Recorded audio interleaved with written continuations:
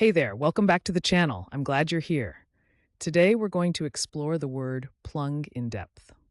First, the definition. Plung means a rare or obsolete term with unclear usage or meaning. Think of it simply as a mysterious, almost forgotten word in the English language. Sometimes words like plung pop up and then fade away over time, leaving us curious about them. Now let's talk about where this word comes from.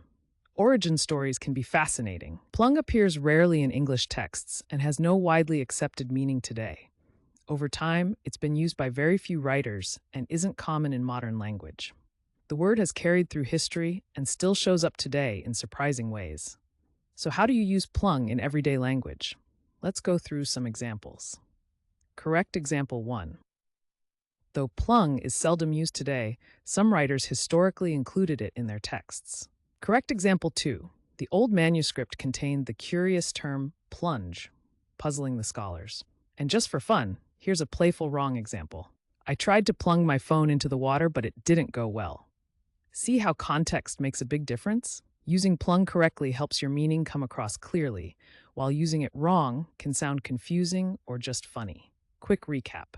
Plung means a rare or obsolete term with unclear usage or meaning. It comes from rare historical texts, and you can use it in sentences like the ones we shared. Now, I'd love to hear from you. Try writing your own sentence with plunge down in the comments. Get creative. And if you found this helpful, make sure to hit that subscribe button and join us for more word deep dives every day.